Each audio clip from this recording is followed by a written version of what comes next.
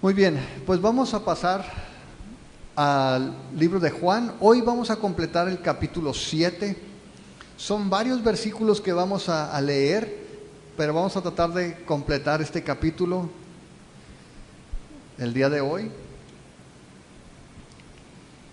Pero antes voy a pedirles que me ayuden a orar también, para que el Señor nos dé de su sabiduría y que el Señor nos dé expectación, que podamos estar expectantes de que Jesús está vivo, de que sigue trabajando el día de hoy en nosotros y de que quiere edificarnos, quiere transformarnos, quiere que seamos más como Él.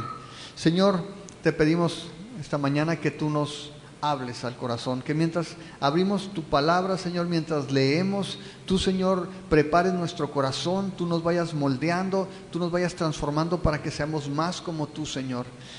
Señor, enséñanos a identificar esa necesidad en nosotros, que podamos ver, Señor, que tú eres nuestra necesidad primaria, la necesidad más profunda, Señor, que tenemos es de ti, y que a través, Señor, de tu Espíritu Santo podamos ser saciados en este día.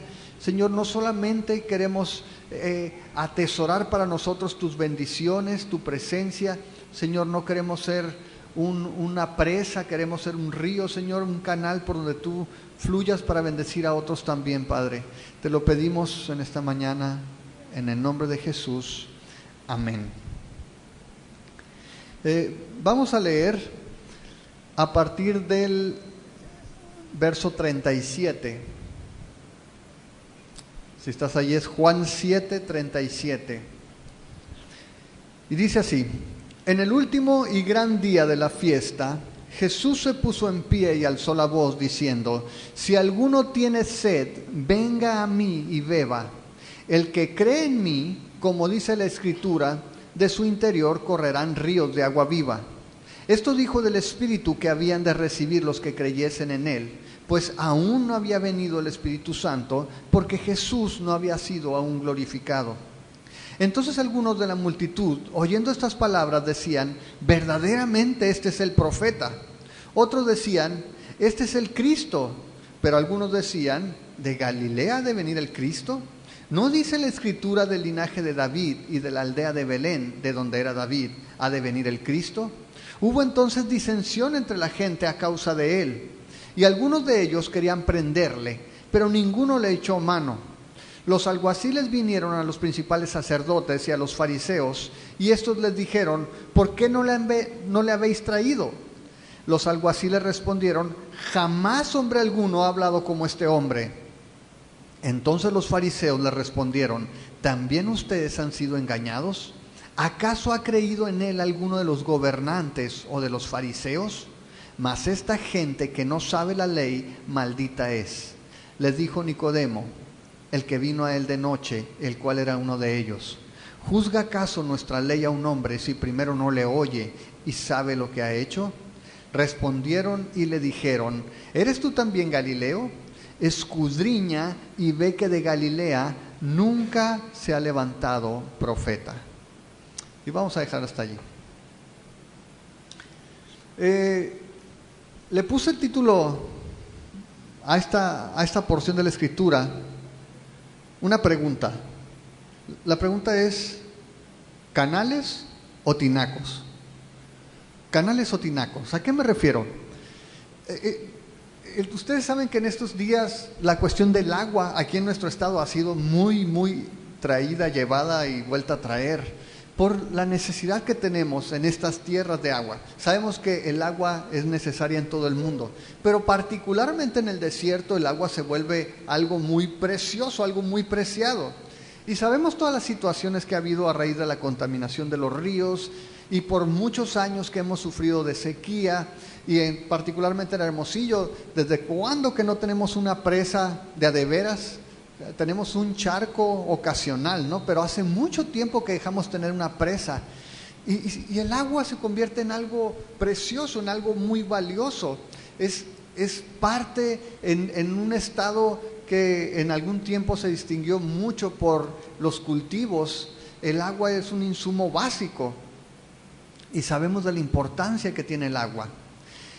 Jesús en este pasaje va a tomar esa analogía del agua y le va a dar un significado distinto de lo que naturalmente conocemos. Y quiero que nos pongamos en ese contexto, porque si ustedes recuerdan, hace la tercera semana que estamos hablando de este pasaje, y vimos, si ustedes recuerdan, en el capítulo 7 al principio, dice que estaba cerca, en el versículo 2, capítulo 7, verso 2, dice que estaba cerca la fiesta de los judíos, la de los tabernáculos, cuando Jesús tiene una plática con sus hermanos invitándole para que suba a la fiesta, y Jesús le dice, no, voy a subir en mi tiempo. Luego vimos también, más adelante, que Jesús sube a la fiesta, en el versículo 14, a la mitad de la fiesta comienza a enseñar.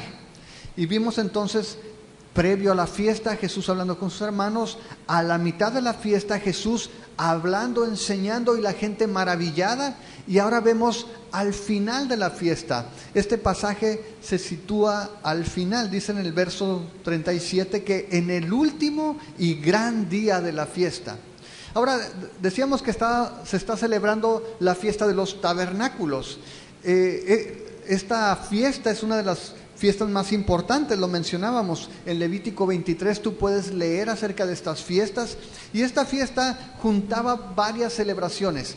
Era fin de cosecha, también era un recordatorio de cómo Dios había rescatado al pueblo de Israel mientras andaba en el desierto, había habitado en tabernáculos. ¿Sí saben lo que es un tabernáculo? Era básicamente una chocita, una carpa. Y en ese tiempo, en esa fiesta, durante 7 días, el pueblo armaba sus chocitas de ramas y vivían allí. Y dice que las usaban diferentes materiales, diferentes tipos de árboles, de palmera, pero una cosa importante era no tapar completamente el techo. Dejaban de alguna manera visible para poder ver el sol y por la noche las estrellas, y recordar cómo el Señor los trajo habitando en tabernáculos, en carpas, mientras estuvieron en el desierto. Era un recordatorio. Pero también durante esa celebración había un ritual especial, recordando precisamente cómo Dios los había guardado. Y si me acompañas por favor a Levítico, vamos a ver un poquito acerca de esta fiesta, esta celebración, porque había mucho simbolismo, muchos elementos que Jesús va a aplicar. Dice en Levítico 23, en el versículo 33, dice, y habló Jehová a Moisés diciendo, habla a los hijos de Israel y diles, a los 15 días de este mes séptimo será la fiesta solemne de los tabernáculos a Jehová por 7 días. El primer día habrá santa convocación, ningún trabajo de siervos harán. 7 días ofrecerán ofrenda encendida a Jehová. El 8º día tendrán una santa convocación y ofrecerán ofrenda encendida a Jehová. Es fiesta, ningún trabajo de siervo harán. Estas son las fiestas solemnes de Jehová, a las que convocarán santas reuniones para ofrecer ofrenda encendida a Jehová, holocausto y ofrenda, sacrificio y libaciones, cada cosa en su tiempo. Además de los días de reposo de Jehová, de sus dones, de todos sus votos y de todas sus ofrendas voluntarias que acostumbran dar a Jehová. Pero los 15 días del mes séptimo, cuando hayan recogido el fruto de la tierra, harán fiesta a Jehová por 7 días. El primer día será de reposo y el 8º día será también día de reposo.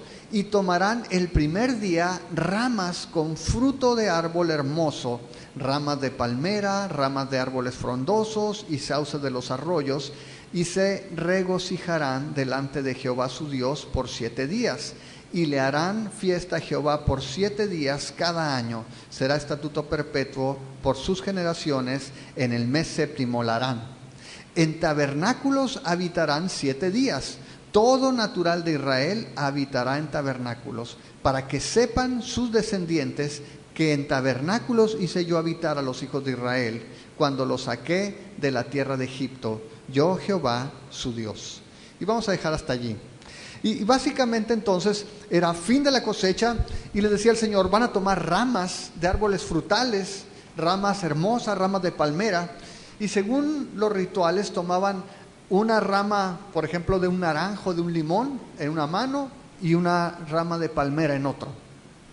Y la gente durante 7 días estaba alabando, estaba en el templo, se ofrecían sacrificios y cada día los sacerdotes iban al estanque de Siloé con una vasija, un cántaro de oro y lo llenaban de agua y en una procesión regresaban al templo y junto con las libaciones, que era el vino, derramaban esa agua desde el altar. Y mientras ellos estaban haciendo este ritual, la gente recordaba cómo Dios lo había sustentado al pueblo en el desierto, cómo mientras moraban en esos tabernáculos y había padecido sed, el Señor había mandado a Moisés que golpeara la roca para que saliera agua, cómo Dios los había llevado a la tierra prometida, cómo el Señor los bendecía con la lluvia, cómo recogían los frutos, de tal manera que esta fiesta traía mucha gratitud a Dios, primero porque recordaban cómo los había sustentado, pero también recordaban al cosechar los frutos, cómo Dios era el que daba la lluvia, y mientras estaban ahí daban gracias a Dios también por la lluvia que vendría el próximo año. Pero también había un significado más profundo. Los judíos tenían una visión del templo donde fluía agua, aguas salutíferas, dice la Escritura, aguas que hacían sanar la tierra. Y ese significado, Jesús, mientras está en el último día de la fiesta, toda la gente con todas estas cosas en mente hace esta declaración, una declaración que sorprendió a muchos. El Señor dice allí que se levanta en el último día y dice aquí en el verso 37, se pone en pie y alzó la voz, es decir, gritó. El Señor gritó allí, dijo, si alguno tiene sed, venga a mí y beba. Y el Señor básicamente está haciendo una invitación en medio de toda esta fiesta a la gente que está allí. Y quiero que veas esto, porque con toda esta imaginería, con todas estas imágenes en mente, Jesús atrajo la atención hacia él diciendo, ¿hay alguien que tenga sed? Venga a mí y beba. Y no solamente eso, sino que además de la invitación hace una promesa, el que cree en mí, como dice la Escritura, de su interior correrán ríos de agua viva. Y Jesús estaba hablando aquí nuevamente en el sentido espiritual.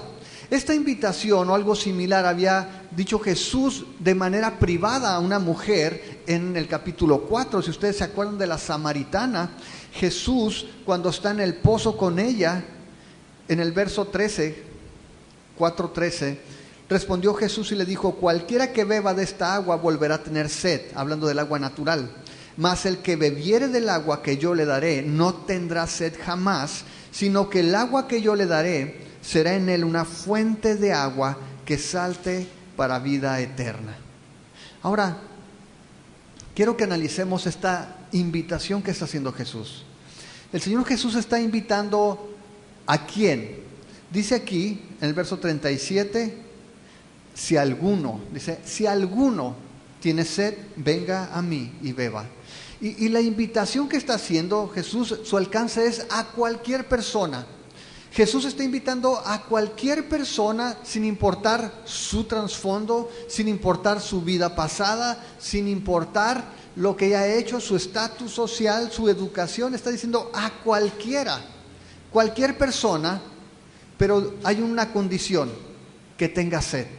Cualquier persona que tenga sed, venga a mí y beba. Y la pregunta aquí es, ¿de qué se está hablando? ¿Está hablando Jesús en lo natural como la mujer samaritana pensaba? Jesús le dice, mira, si tú bebes de esta agua natural, se te va a pasar la sed momentáneamente, pero vas a tener nuevamente en algún punto sed de nuevo. Pero si bebes de esta agua que yo te ofrezco, no vas a tener sed jamás. Y Jesús aquí lo que está haciendo es que está apelando nuevamente a lo espiritual. Y está reconociendo y está identificando la necesidad que tenemos todos los hombres en nuestro corazón de Dios. Está hablando de esa sed que está en todos los hombres. Esa sed que muchos hombres pueden identificar algo me falta, pero que buscan un sustituto equivocado, algo que solamente Dios puede saciar, tratan de llenarlo con un sustituto temporal. Y muchos hombres perciben ese hueco, esa necesidad en el corazón y lo llenan con el trabajo. Y hombres se sienten plenos mientras están trabajando. Por eso mucha gente cuando deja de trabajar se pone mal. Mucha gente enferma, mucha gente incluso se viene abajo, se deprime si no está trabajando, porque su vida giraba en torno al trabajo. Mucha gente siente esa necesidad, como la mujer samaritana, y lo trata de llenar con relaciones, a veces relaciones ilícitas. En el caso de la mujer samaritana, llevaba 5 maridos. Y venía el primero y decía, no, sigo teniendo sed, sáquese, el que viene, ¿no? El 2, el 3, el 4, el 5. Dijo, no, el chiste es no estar casada. Y Jesús le dice, llevas 5 y con el que vives no es tu marido. ¿Por qué? Porque estaba buscando saciar esa sed con algo más. Muchos hombres lo hacen con aventuras, se sienten galanes conquistando, ¿no? Y eso dices, eso me llena por algunos minutos, por algún tiempo solamente. Muchos hombres lo hacen buscando la fama, buscando el dinero, buscando tantas cosas, tratando de saciar la sed que solamente el Señor puede llenar. De hecho, hay un pasaje que está en Jeremías. Los que han estado estudiando Jeremías probablemente ya lo leyeron, pero si vas a Jeremías, en el capítulo 2, me gusta esta figura porque de alguna manera pudiera ser la falta de muchos hombres el día de hoy. Jeremías 2, verso 13, es el profeta hablando a Israel. El Señor de hecho le da la palabra y le dice en el verso 13, porque 2 males ha hecho mi pueblo, me dejaron a mí fuente de agua viva y cavaron para sí cisternas rotas que no retienen el agua. Y esa es la pregunta, ¿cómo estamos saciando? El Señor aquí está diciendo a Israel ha dejado la fuente de agua viva donde está brotando continuamente, donde puede ser saciado plenamente, continuamente de forma permanente, y han preferido hacerse un charquito de agua mugrosa donde puedan chapotear, cisternas rotas, dice que no pueden retener el agua. Y así somos muchas personas, quizá muchas personas el día de hoy están de esa manera tratando de llenar con algo ese vacío, esa necesidad que está dentro de cada persona. Y puede ser, decía, el trabajo, puede ser las relaciones, puede ser la fama, puede ser el dinero, pueden ser tantas cosas, pero Jesús sabía que nada de eso puede saciar definitivamente. Y Jesús por eso está haciendo esa invitación el día de hoy. Y dice, ¿sabes qué? ¿Alguno tiene sed? Si es alguno, no importa quién eres, no importa tu pasado, no importa qué tan pecador seas. De hecho, Pablo escribe en 1 Timoteo 1:15, que es mi versículo, es mi eslogan. 1:15, el principal de los pecadores, el más grande de los pecadores, encontró en Jesús el agua viva. Acudió a la invitación de Jesús y encontró en él el agua viva. Ahora, cuando pensamos en esto de la sed, no está hablando solamente de aquellos que no conocen a Dios. De hecho, en la Escritura continuamente vamos a ver referencias acerca de esto. Ahorita Delma nos mostraba en Apocalipsis esa invitación, en Apocalipsis 22, mientras estábamos en alabanza. Apocalipsis 22 hace una invitación a todos los que están sedientos, porque Dios sabe que esa es la condición humana. Todos los hombres estamos sedientos del Señor. Apocalipsis 22, verso 17, mira, por ejemplo, dice, y el espíritu y la esposa dicen, ven, y el que oye, diga, ven, y el que tiene sed, venga, y el que quiera, tome del agua de la vida gratuitamente. Esa es la invitación que hace el Señor, gratis, te está invitando a ir y beber gratis. De hecho, también en el capítulo, ahí en Apocalipsis 21, pero en el verso 6 es la misma invitación. Y me dijo, hecho está, yo soy el alfa y el omega, el principio y el fin. al que tuviere sed, yo le daré gratuitamente de la fuente del agua de la vida. Si vamos a Isaías 55, vamos a encontrar referencias también acerca de la sed, el agua, la obra de Dios. Isaías 55:1 dice: a todos los sedientos vengan a las aguas, y a los que no tienen dinero vengan, compren y coman. Vengan, compren sin dinero y sin precio vino y leche. El Señor sabe cuál es la condición del hombre. Dios sabe que en nosotros está esa sed. Y el problema es que todo el mundo está sediento, pero no todos somos conscientes. Mucha gente el día de hoy piensa que está viviendo su vida al máximo, y al otro día, eso piensan cuando están en la fiesta, al otro día les llega la sed, ¿no? Por la cruda, muchos de ellos por la cruda, sea física o sea moral, pero no pueden identificar que más allá de eso, la verdadera necesidad, el clamor no es de su cuerpo, es de su espíritu. Necesitan a Dios. El problema es que no son conscientes.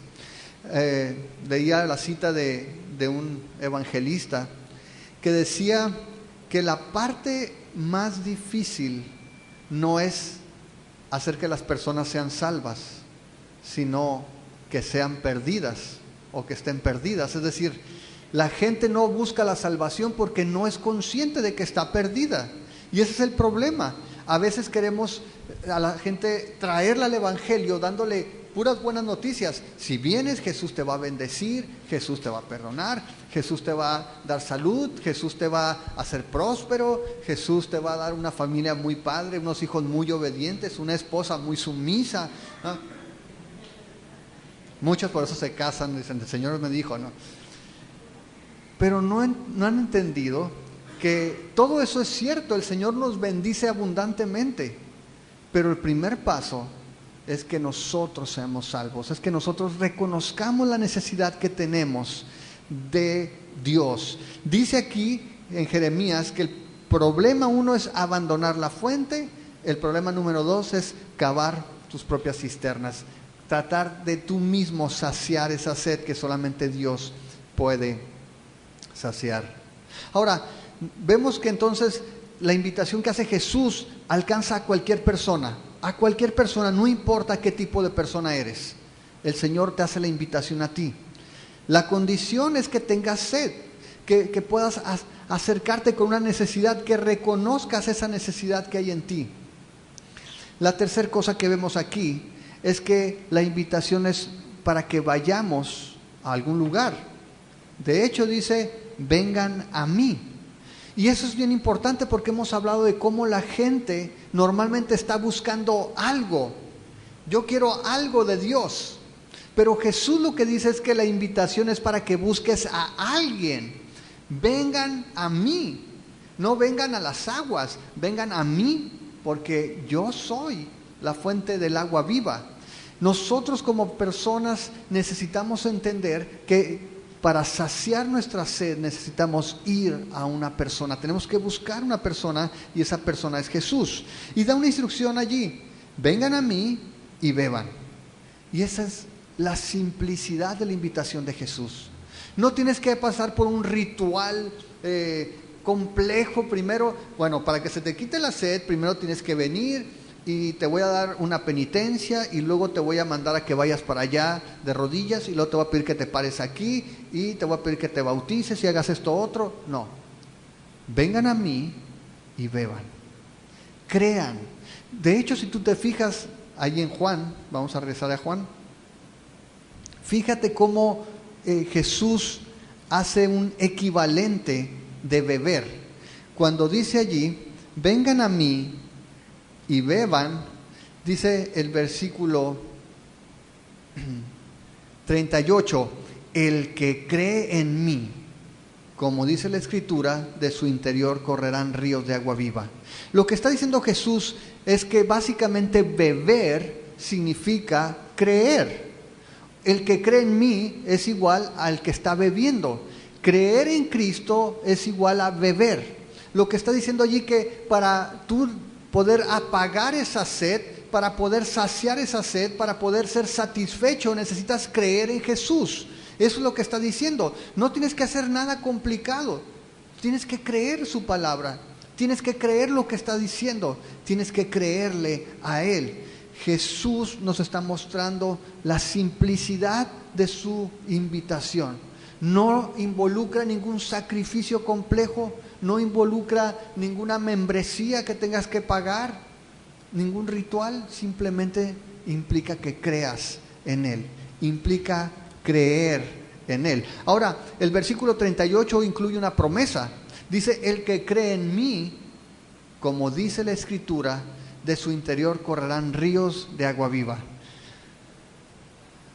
Jesús está diciendo básicamente que cuando nosotros creemos, no solamente somos saciados, sino que dice que a través de nosotros ese río de agua o esos ríos de agua viva van a fluir, de tal manera que nos convertimos en canales. Cuando nosotros recibimos a Jesús, no solamente ese río nos sacia, sino que ese río corre, fluye para otras personas también. Y eso es lo que está diciendo aquí, que de su interior correrán ríos de agua viva. Ahora, te voy a decir algo. Si tú te pones a buscar comentarios sobre este pasaje, vas a encontrar que hay dos interpretaciones básicas. La tradicional, que menciona que los creyentes son los que se convierten en esos medios por donde fluyen esos ríos de agua viva, y una, vamos a decir, cristocéntrica más reciente, que dice que Jesús, de hecho la palabra que se usa es para decir estómago, o lo que sería su torso, que de allí fluyen ríos de agua viva. No veo contradicción alguna, porque nosotros sabemos que Jesús es la fuente, pero sabemos que Cristo viene a morar en nosotros, y de hecho nos deja en claro aquí en el versículo 39 que está hablando del Espíritu Santo. Y la Biblia nos enseña también que nosotros somos el templo del Espíritu Santo, de tal manera que podemos tomar con confianza esta interpretación de que nosotros nos convertimos en canales, en un canal por donde el Señor derrama esos ríos, no solamente para nosotros. Y esta es la base de mi pomposo título, porque la Biblia nos dice que somos canales para bendecir a otros, no tinacos para recibir el agua nada más y quedarnos con ella. Hay un clásico de la literatura cristiana, es un texto que escribió Fermín IV, que dice: fluye a través de mí este entendimiento, por eso nunca guardo todo lo que aprendo. Nadie escuchó ese rap probablemente, se llama Mar Muerto, es de Fermín IV. Pero esa es la idea. Cuando nosotros como creyentes recibimos a Jesús, el punto es si nosotros estamos participando, si nosotros somos esos canales que realmente puedan bendecir a otros, o si nos estamos quedando con todo lo que el Señor nos da. Ahora, quiero que me acompañes a Isaías 12 para entender un poquito más de estos ríos de agua viva. Mientras el sacerdote llevaba esa tinaja o ese cántaro dorado con agua del estanque de Siloé, que estaba en la puerta de las aguas, dice que la gente recitaba con sus palmeras esta cita en Isaías 12. Dice el verso 3: sacarán con gozo aguas de las fuentes de la salvación. Y dice que iban con su palmera en un lado, con su rama de limón en la otra mano, iban recitando esto. Porque a través de la Escritura continuamente vas a encontrar las referencias a la venida del Espíritu Santo, a la obra del Espíritu Santo de Dios en el pueblo de Israel, pero también en cada creyente. Si vamos ahí mismo en Isaías, pero al capítulo 44,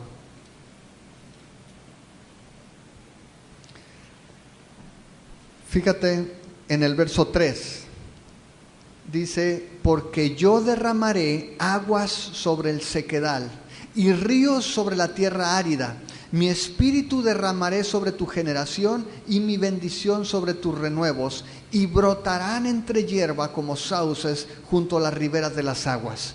Y quiero que pienses esto: ¿cuántas veces en la Escritura la presencia de Dios, el Espíritu de Dios, se representa con el agua? Si te acuerdas del Salmo 1, dice que el hombre justo es como un árbol plantado, ¿dónde?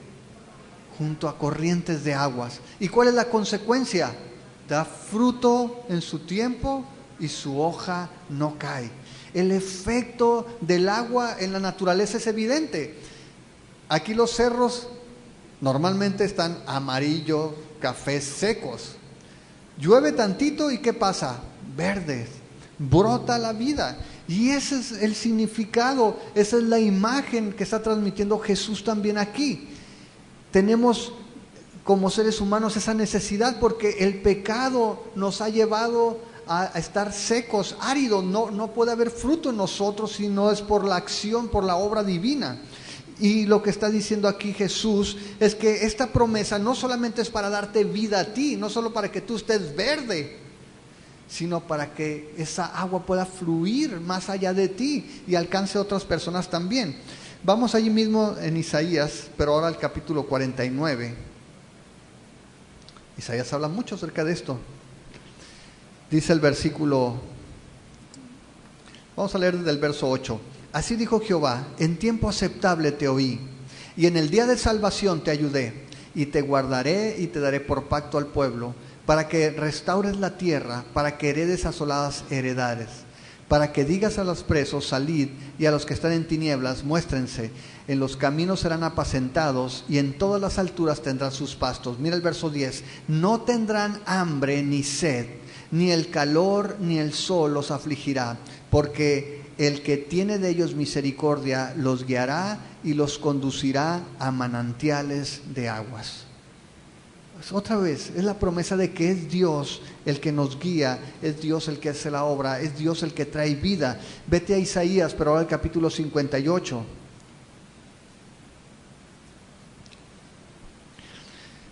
Isaías 58, verso 11 dice: Jehová te pastoreará siempre, y en las sequías saciará tu alma, y dará vigor a tus huesos, y serás como huerto de riego, y como manantial de aguas, cuyas aguas nunca faltan.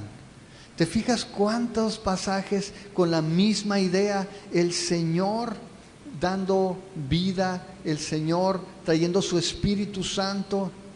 Si vas a Ezequiel, al capítulo 47,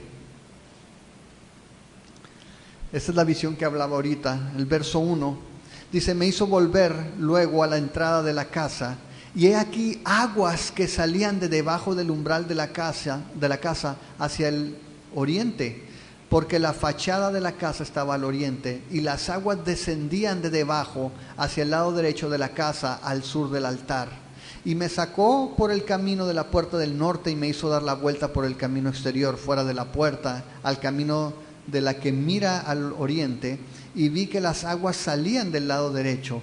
Y salió el varón hacia el oriente, llevando un cordel en su mano, y midió 1000 codos, y me hizo pasar por las aguas hasta los tobillos. Midió otros 1000, y me hizo pasar por las aguas hasta las rodillas. Midió luego otros 1000, y me hizo pasar por las aguas hasta los lomos. Midió otros 1000, y era ya un río que yo no podía pasar, porque las aguas habían crecido de manera que el río no se podía pasar sino a nado. Lo puedes leer con más calma en tu casa. Pero esta visión, y quiero que veas esto, Jesús había dicho en los pasajes anteriores en Juan, le dijo: destruyan este templo y en 3 días lo voy a levantar. Y la gente se escandalizó porque pensó que estaba hablando Jesús del templo físico. Pero el Evangelio nos dice que Jesús estaba hablando de sí mismo. Él era el templo. Y Jesús estaba reemplazando el antiguo templo con su cuerpo. Y de alguna manera, esta figura del templo, esta visión de Ezequiel del templo donde salía agua, es la que Jesús está transmitiendo aquí cuando dice que de su interior van a salir ríos de agua viva. Lo vamos a ver más adelante, pero piensa en esto. cuando Israel andaba por el desierto, ¿qué es lo que hizo Moisés para sacar agua de la roca? La golpeó y de la roca salió agua. Si tú regresas a Juan, te vas a dar cuenta que dice allí una aclaración, el evangelista, y nos dice que esta alegoría o este mensaje de Jesús se refería específicamente al Espíritu Santo. Dice el versículo 39, esto dijo del Espíritu que habían de recibir los que creyeran en Él, pues aún no había venido el Espíritu Santo, porque Jesús no había sido aún glorificado. Sabemos que el Espíritu Santo ya existía. En el Antiguo Testamento lo vemos trabajando a través de hombres. Dice que el Espíritu Santo venía sobre Sansón, o el Espíritu Santo venía sobre Saúl, o el Espíritu Santo venía sobre tal o cual persona. Hacía una obra poderosa, pero el Espíritu Santo no se quedaba a vivir, no moraba en las personas. El Espíritu Santo ya estaba. Pero lo que está diciendo Jesús aquí es que va a llegar un momento cuando el Espíritu Santo va a residir en los creyentes, va a estar en nosotros y va a estar fluyendo a través de nosotros. Y dice que ese momento no había llegado todavía. ¿Por qué? Porque Jesús no había sido aún glorificado. ¿Qué tenía que suceder? La roca tenía que ser golpeada. Jesús tenía que ser crucificado. Jesús tenía que morir para que este regalo viniera a permanecer, a vivir en nosotros. Jesús estaba hablando del Espíritu Santo y vemos que en la Escritura continuamente se hace referencia al agua, a esos ríos de agua viva. Ahora, en el versículo 38 dice que esta promesa que hacía Jesús estaba referenciada a la Escritura. Dice, como dice la Escritura. Y la pregunta es, ¿a cuál de todas estas Escrituras? Y muchos piensan que es una combinación de todo esto que hemos hablado, de Ezequiel, de Joel 3:18, que también nos habla acerca de agua, pero particularmente de Nehemías. También, si tú vas a Nehemías, hay un evento muy interesante en el libro de Nehemías, en el capítulo 8. El capítulo 8 es cuando Nehemías avanzan en la obra, tienen una fiesta en el Watergate, en la puerta de las aguas. Allí hay una fiesta. Y esta fiesta dice que se juntan allí en el mes séptimo, en el capítulo 8 de Nehemías, y dice que está todo el pueblo y traen el libro de la ley. Y dice que comienzan a leer el libro de la ley y allí se dan cuenta de que el Señor tenía una fiesta, la fiesta de los tabernáculos. Dice que la gente estaba escuchando la palabra, dice el verso 3, que se leyó el libro, y miren, para que no se quejen, dice que el libro se leyó delante de la plaza, que está delante de la puerta de las aguas, desde el alba hasta el mediodía. Aquí yo no me tardo más de una hora, ¿sí?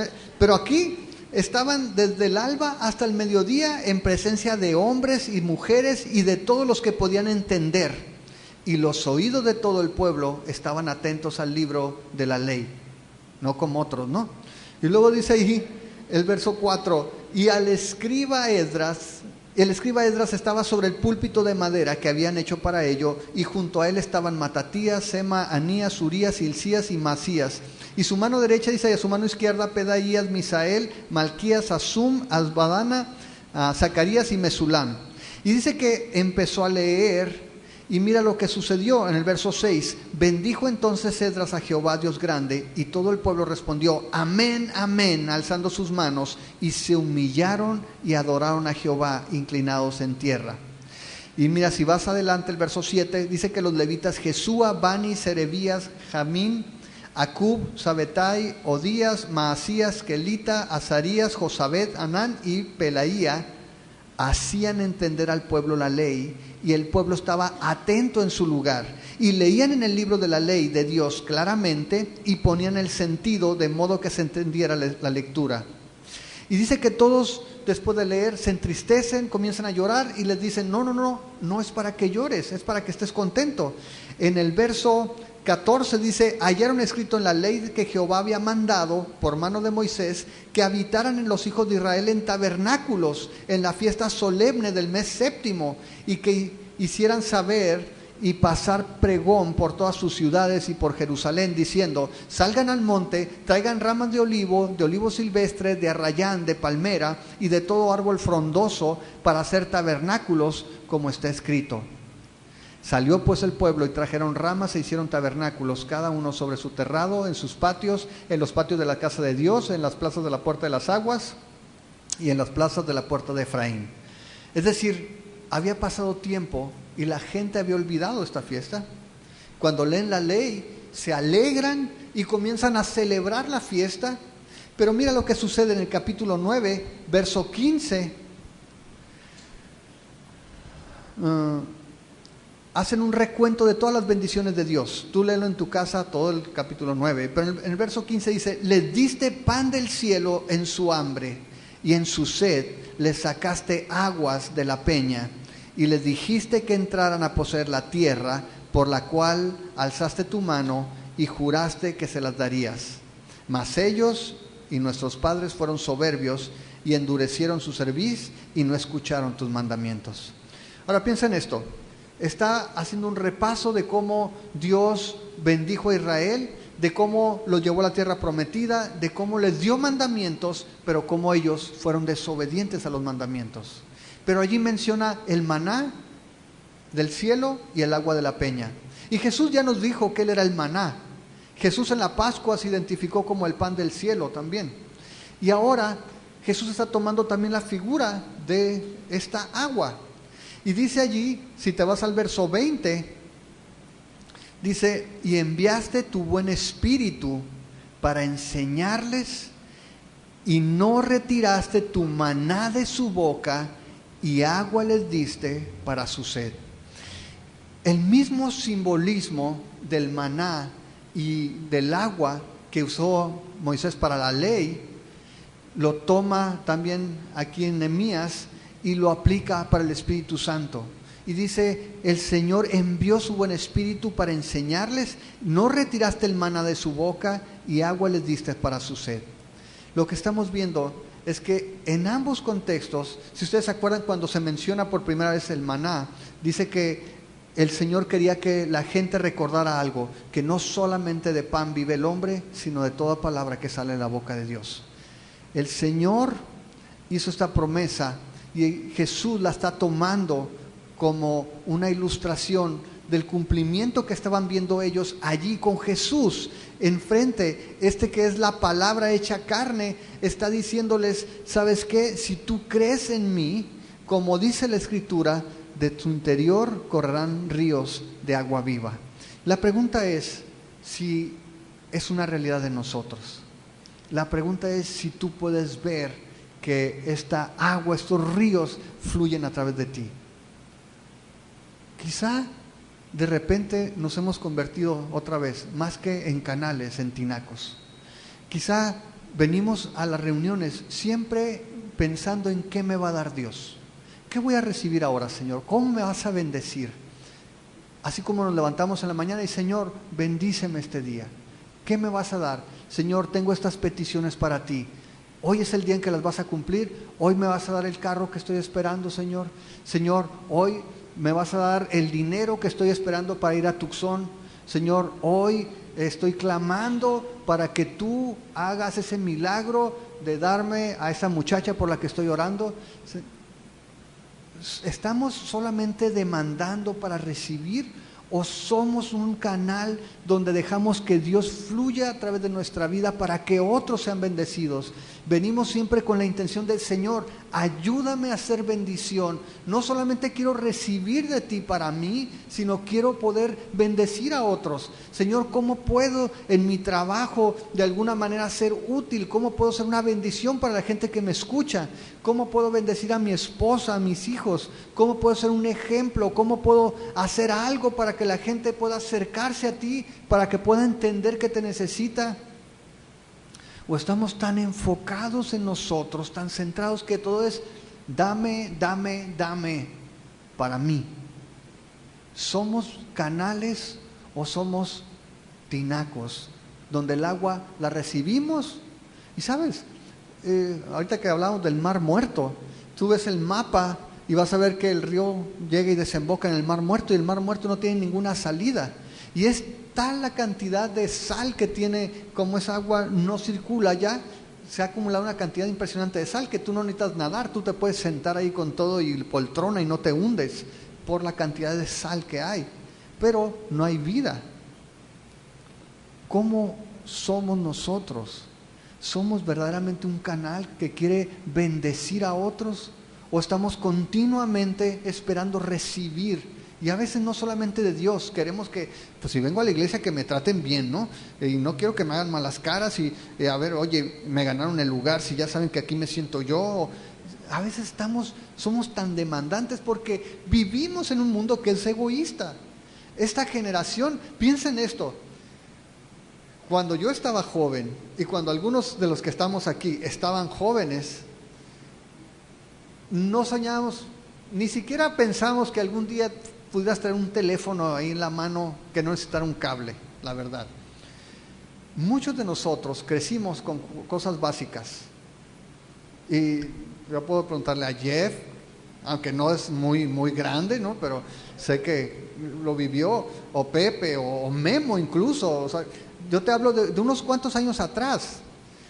Y yo te puedo decir que crecí feliz en mi infancia.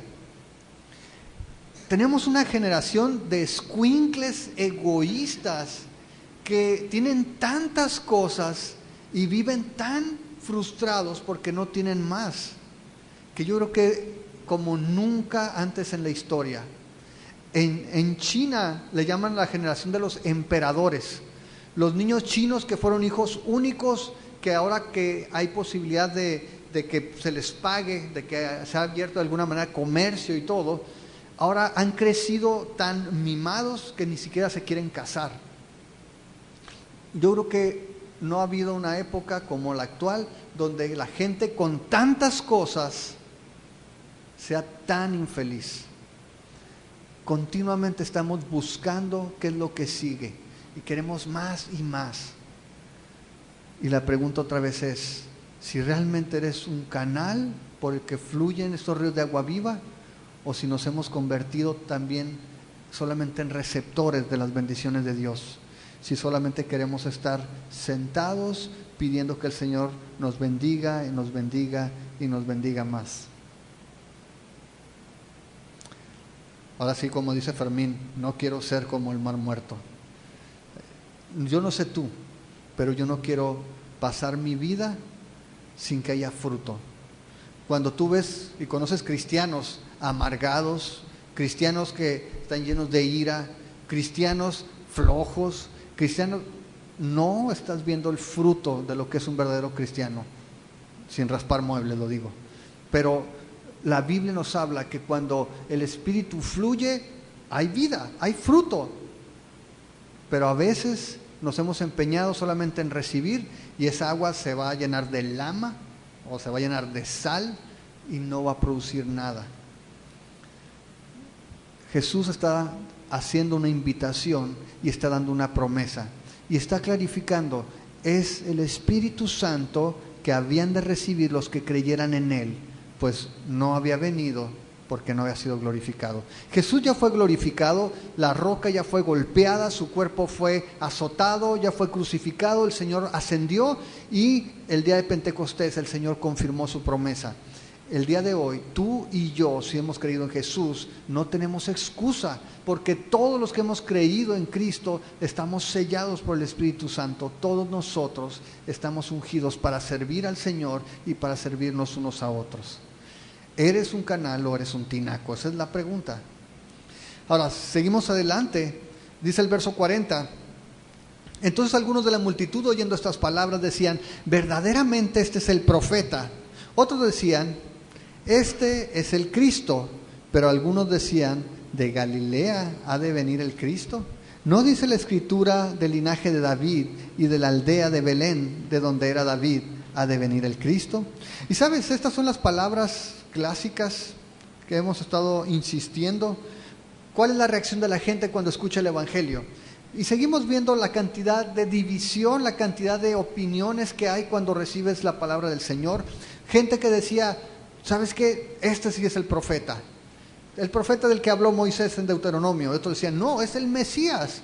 Y otros decían, pero ¿qué no debe venir del linaje de David y debe haber nacido en Belén? Y qué curioso, porque la semana pasada la gente murmuraba o creía que conocían al Señor. Y decían, a este lo conocemos, sabemos de dónde viene, ¿cómo va a ser el Mesías? Y veíamos que la gente no tenía idea. Y nuevamente estamos viendo eso.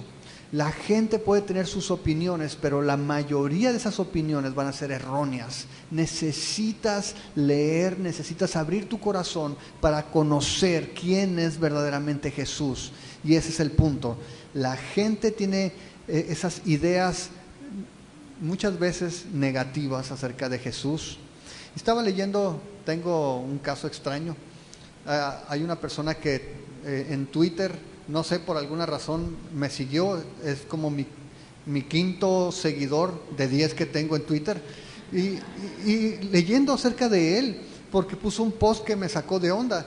Es un muchacho que estudió en un seminario teológico y está viviendo un proceso de descristianización.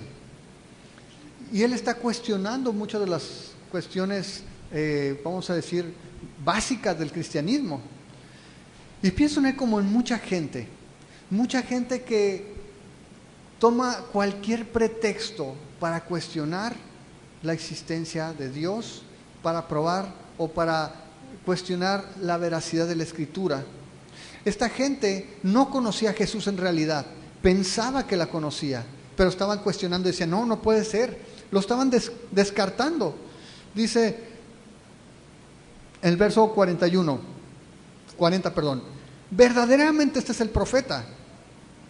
Y otros dicen, no, este es el Cristo. Pero otros decían, ¿de Galilea debe venir el Cristo? ¿No dice la Escritura que del linaje de David y de la aldea de Belén, de donde era David, ha de venir el Cristo?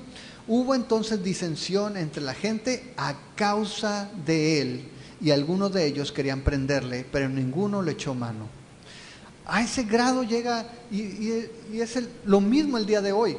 Tú ves, por ejemplo, gente que ama al Señor y por amor al Señor es capaz de hacer cualquier cosa, y en contraste ves gente que odia al Señor abiertamente y está dispuesto a hacer cualquier cosa para probarlo. Jesús siempre provoca estas reacciones.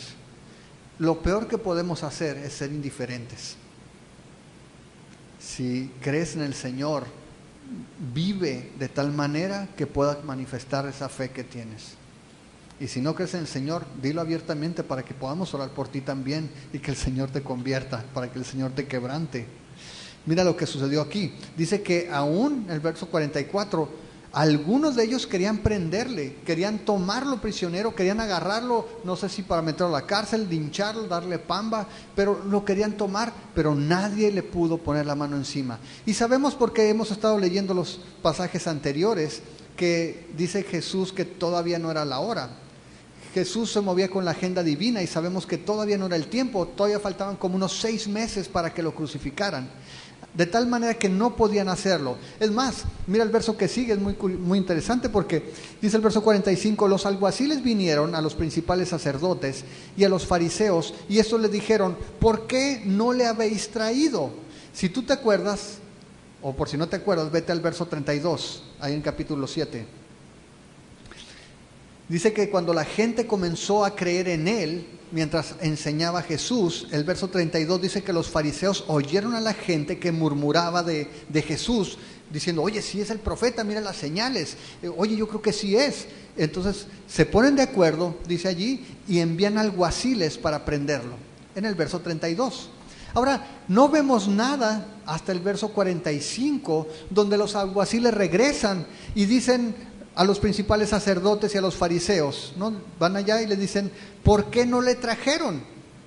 Y mira la respuesta en el verso 46. Los alguaciles respondieron, jamás hombre alguno ha hablado como este hombre. Los fariseos oyen a la gente en esa multitud confundida, donde algunos creían y empiezan a ver a Jesús enseñar y ven las señales y dicen, oye, a lo mejor y sí es el Cristo. Oye, pues yo sí creo en él, porque yo comí del lonche gratis cuando multiplicó el pan. Y la gente está murmurando, y los fariseos oyen a la gente que empiezan a creer y dicen, ¿sabes qué? Agarran a Jesús y tráiganselo. Y van por él pero escuchan a Jesús hablando allí. Y imagínatelos, oye, agárralo tú. No, pues tú primero. No, pues tú, no. Y si mejor nos regresamos. Y no pudieron agarrarlo. ¿Por qué? Porque nadie hablaba como él. Y te los imaginas después regresando. ¿Y qué decimos? Pues no sé, que lo quisimos agarrar, pero que eran como 12 los que estaban enfrente acá y lo defendieron. Y pues tú diles, pues, no, mejor vamos todos, ¿no? Dice que llegan todos. ¿Qué pasó? ¿Dónde está Jesús? ¿Por qué no lo traen? Nadie habla como este hombre. Y piensen esto, ¿cómo iban a poder comparar a Jesús con alguien más? Si Jesús era la palabra hecha carne, era Dios mismo el que estaba allí, era Dios el creador del universo, el que estaba hablando delante de ellos, y ellos no tuvieron la posibilidad de tomarlo. Y regresan. Yo no sé si estos hombres fueron tocados, por lo menos fueron muy impresionados. Regresan y dicen, no pudimos hacerlo porque jamás hombre alguno ha hablado como este hombre. Y ellos están enojados. El verso 47, los fariseos le responden, ¿también ustedes han sido engañados? ¿Acaso ha creído en él alguno de los gobernantes o de los fariseos? Mas esta gente que no sabe la ley, maldita es. Y como decíamos la semana pasada, cuando la gente no entiende a Jesús, decíamos que no es un problema de intelecto, es un problema del corazón. Y los fariseos no querían, no estaban dispuestos a aceptar que Jesús fuera el Mesías. Y cuando estos hombres regresan y les dan testimonio, dicen, ¿también ustedes fueron engañados? Son igual de brutos que el resto de la gente que no ha estudiado. Y eso manifiesta una dureza y un orgullo que son típicos el día de hoy también. La mayoría de la gente, y voy a poner entre comillas, intelectual, tiene esta actitud. No estoy dispuesto a creer que Dios existe. Tienes que probármelo primero, ¿no? Y es lo que dicen estos fariseos. También los engañaron. Ignorantes. A ver, algunos de los que hemos estudiado con los rabinos que estamos aquí, hemos creído. No, pero ustedes son igual que esos ignorantes sin estudios. Están malditos. Y ese es el problema de los hombres. El orgullo, la dureza, el hecho de creer que son superiores. Cuando vas a ver que muchas personas con todo y su preparación viven vidas miserables. De hecho, no tengo una estadística reciente, hace algunos años yo mencionaba que el índice de consumo de alcohol aumenta proporcionalmente con la educación. Las personas más educadas en proporción consumen más alcohol que los ignorantes. El asunto aquí es que estas personas no estaban dispuestas a reconocer que Jesús era el Mesías, y por eso les dicen, ustedes también han sido engañados. ¿Hemos creído nosotros los gobernantes o los fariseos? No, pero esta gente que no sabe la ley es maldita.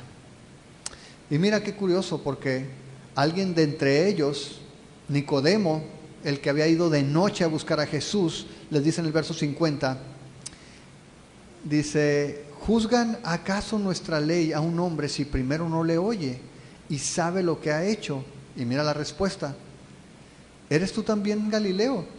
Escudriña y ve que de Galilea nunca se ha levantado un profeta.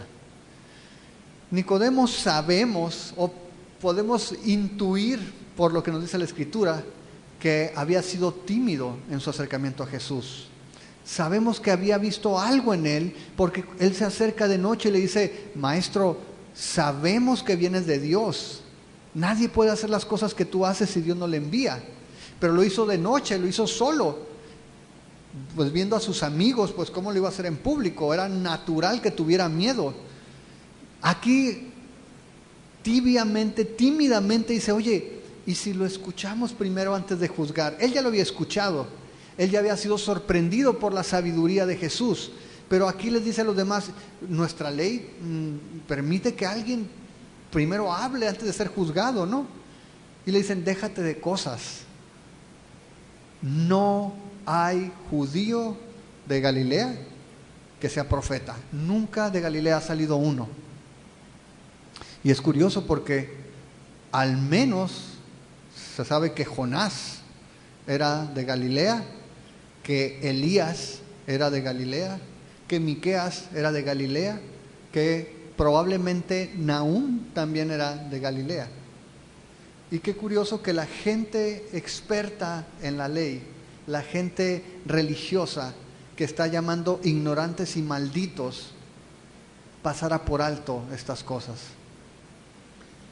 El asunto no es que no haya evidencia, el asunto es que no hay disposición en el corazón para creer.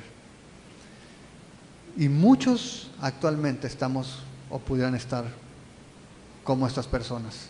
Gente que no está dispuesta a reconocer a Dios. Gente que no está dispuesta a reconocer que está necesitado, que necesita un Salvador, que su vida en lo íntimo es miserable y que está buscando cualquier cosa que lo distraiga para poder hacer esta vida llevadera. Pero prefiere hacerlo antes de reconocer la necesidad que todo ser humano tiene, y es un Salvador. Y solamente cuando acudimos a Jesús podemos hablar de que esa sed es saciada. Y no solamente eso, sino que nuestra vida entonces deja de estar centrada en nosotros y ahora podemos ver un poquito más allá y pensar que Dios puede usarnos para bendecir a otros. La pregunta es otra vez, entendiendo todo esto, si tú ya conociste a Jesús, lo que tienes que preguntarte es si esta es una realidad en tu vida, si el Espíritu Santo puede usarte como un canal para bendecir a otros, o si te has convertido en un rotoplas que solamente está almacenando para sí. Yo no sé cuántos de ustedes en verano se han bañado con agua del tinaco. Si tienes un tinaco, si es de los negros rotoplas y lo tienes arriba en el techo, en la tarde cierras la llave de paso, métete y abre la regadera y vas a salir depilado completamente. Es horroroso bañarse con el agua del tinaco. Imagina tomártela. Dios nos ha llamado para que seamos canales, no tinacos.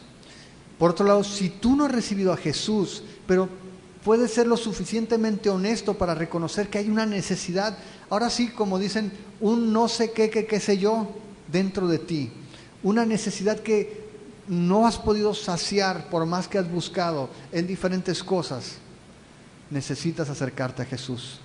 Como dice su palabra, hoy es el día de salvación.